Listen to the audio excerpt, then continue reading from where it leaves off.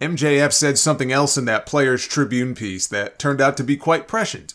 He said, "It's weird. During my time in AEW, I've had the highest of highs. I've also had the lowest of lows. So low with such stupidly bad timing that I honestly sometimes think I'm cursed. Like, I think maybe the wrestle gods were trolling one day and said, all right, let's create this dude who's a goat on the mic, up there with anyone bell to bell, looks electric in a Burberry scarf, is unnecessarily good at singing, and is easily the most exciting performer of the biggest boom period in decades. But every time he does something great, let's have this other dude, note, whom I wish the best, eat a fucking muffin. Or let's have someone get injured. Or let's have someone else do some other dumb shit. It's like all of my best moments have come with a bad moment attached." That was on Friday morning. 24 hours later, the day of his match with Samoa Joe, in the main event in his hometown, Chris Jericho was trending on Twitter. Now, this was not the first time that Jericho was trending this week, and both times it wasn't for anything good. I mean, it rarely is. You know, when someone trends in wrestling, usually it's not for something good. You know, when CM Punk came back at Survivor Series, when Vince McMahon stepped away from his position in WWE, those were examples of good trends. These were not good trends. So let me start with the first one, because it kind of ties into the second one. It began with an appearance by Stephen P. New on Rip Rogers' podcast. He's the lawyer that Jim Cornette and Brian Last promote on Cornette's podcast. Ace Steel was on the show recently. I guess he was on Rip Rogers' podcast prior to this, and he put over Stephen. So they asked him about it when he came on, and now we know that he was the lawyer who represented CM Punk and Ace Steel after the Brawl Out incident last year, and that Punk and Steel are under lifetime NDAs, so they can never speak about what happened. But Ace Steel's wife, Lucy, did not sign an NDA. So one day he said, if she wants to, she may well decide to tell her side of the story about what happened that night. Now, Jericho has a website called Web is Jericho, which is basically a news aggregator. It just posts wrestling and rock music stories. It's run by the webmaster for Jericho and Fozzy. He posted a story about this. Jericho then quote tweeted the article link from his own website and said, "I never signed an NDA." To which the lawyer replied, "It's in your employee handbook unless you have a special one. We can figure it out." So then, in the wee hours of Christmas morning, as Santa Claus was delivering gifts to all the little brats all over the world, it's 4:22 in the morning, and Jericho decides to tweet the following. And he tags him in it. He goes, "Hey, at Stephen P. New. I don't adhere to an employee handbook and have never had one in 4 years of working for AEW. I've also never signed an NDA in my life, ever. So stop trying to be a bully and making egotistical fantasy brags for your clients and start doing some research before you make blanket statements about your buddies. Because I saw everything that night, including how Lucy and her husband and best buddy acted and what really went down. And since I was in the room and watching her and everybody else the whole time, I know exactly what really happened. And considering you weren't there and I was, maybe you should shut your mark ass up. Because what really went down was disgusting." Now, I'm sure Tony Khan was just thrilled to wake up Christmas morning to see one of his top stars trending before realizing why he was trending. The most embarrassing night in AEW history, being revived once again. Jericho here makes it all about himself. Why is he even responding to this? The lawyer said Ace Steel's wife is the only one involved who didn't sign an NDA. Jericho says that isn't true. So what? Why does this warrant a novel from him about it? What good does it do for AEW for one of their top stars who's basically an EVP without the title to give this any more oxygen? Where is Bryan Danielson when you need him? He must have missed all of this. He's only got one good eye. I mean, over a year later, Chris Jericho is arguing with CM Punk's lawyer on Twitter at 4 o'clock in the morning. And the final Sad Tweet Award for 2023 belongs to Chris Jericho. Turns out, him interjecting himself into the situation came back to bite him on the ass. Because, after Jericho tweeted that, Nick Hausman, from House of Wrestling, he replied to Jericho asking, "What about the NDAs you make other people sign?" And that comment got Hausman blocked by Jericho. And it got some attention. I don't think it got a ton of attention. It wasn't trending or anything like that. But it was not until Saturday morning that things blew up in Jericho's face.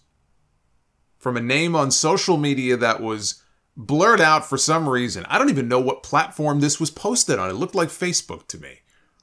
So I don't know what platform this was on. I don't know who this person is. But this person said, so here's the deal.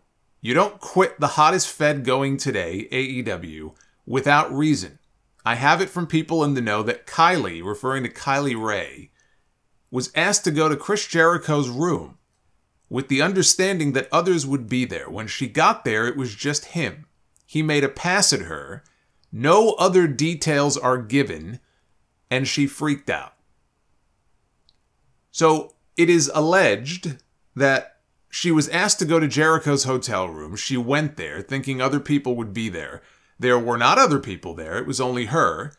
He made a pass at her and she freaked out. And they specifically said here in this post, no other details are given. Now, you got to be careful here because people are saying Jericho sexually assaulted her and some people are using the R word. And, you know, it specifically says there, no other details are given. Those details are kind of important. And we don't have those details right now, which is not to excuse Chris Jericho, because even if you only called her up there and made a pass at her verbally, if you call for one of the female talents to come up to your hotel room, that's a pretty good indication you're not there to just talk. But some people have taken this and extrapolated from this that it was something far more than it may have been. Then there was another person, one of the women who spoke out back in 2020 during the Speaking Out movement. An old tweet of hers resurfaced where she said, sometimes I stop to wonder how many young women out there are wondering if it's safe to post about Chris Jericho yet.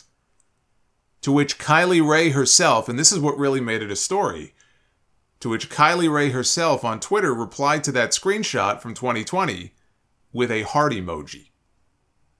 And people have taken this as confirmation that something happened involving her and Chris Jericho, and it has lent validity to the story. So then, on his Rumor and Innuendo podcast, Nick Hausman, he was not done talking about Chris Jericho. He said, one of the things that is so disconcerting to me about the universal praise that Chris Jericho receives, and I'm not going to deny the points that MJF made about the impact Chris had in the early days of AEW. But when you have that kind of clout, and you have that kind of power, it is very important to use that responsibly.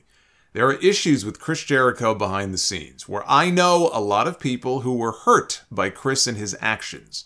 It's very uncomfortable to me to see him lauded like he is, and only having the focus on that, because I do think there are a lot of questionable stories about Chris that will find their way out over time when people are ready to tell these stories. That will cast him in a very different light. I mean, Harvey Weinstein won a lot of Oscars. Harvey Weinstein produced a lot of very popular films. Harvey Weinstein is now in jail. I'm not saying that is happening to Chris, but the narrative can quickly turn if you are hiding a lot of skeletons in your closet. That is a hell of an accusation to throw out there, which I guess it fits on a podcast called Rumor and Innuendo. Now, the biggest difference between this and the Vince McMahon stuff from last year is that with Vince, we had multiple stories from the Wall Street Journal to document everything about hush money payments and non-disclosure agreements.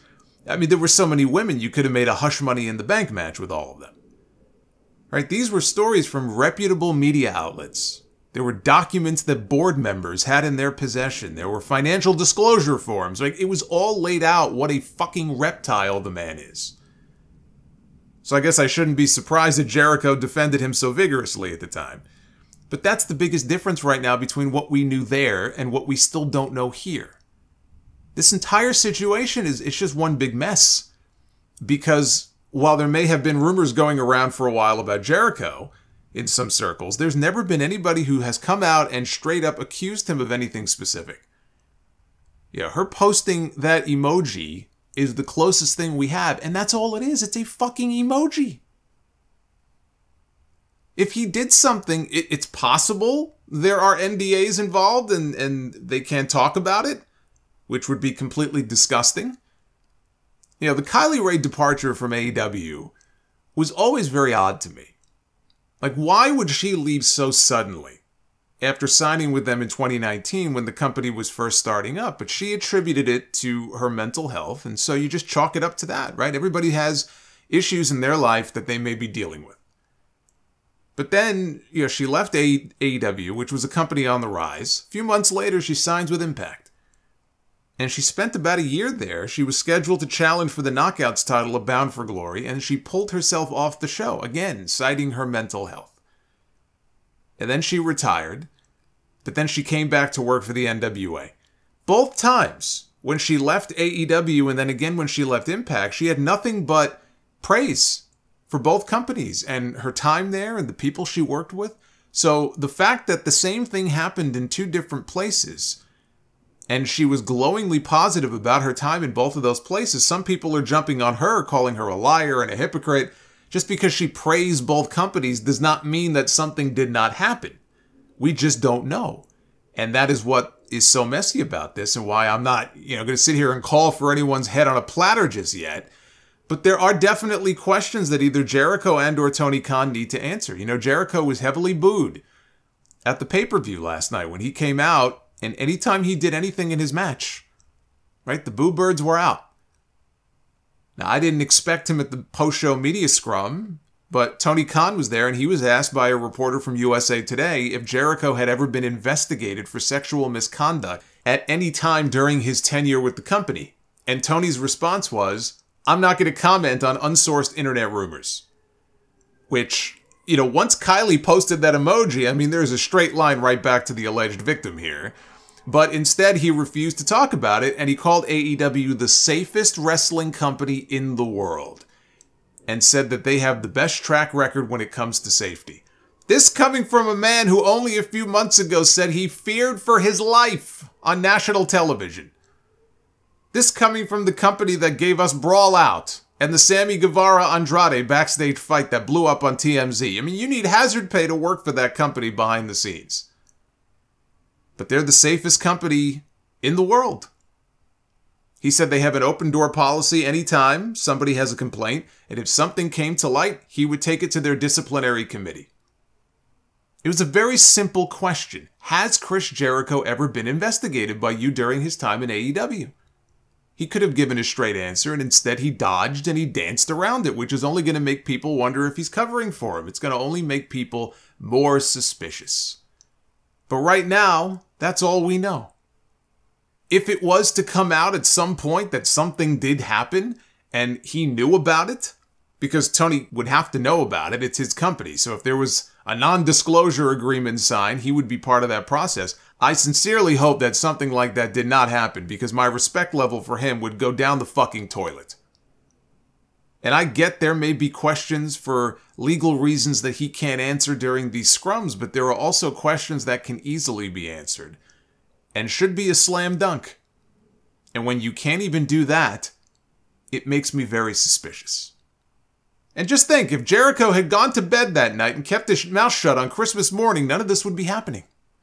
The only person Chris Jericho can blame for all of this is Chris Jericho.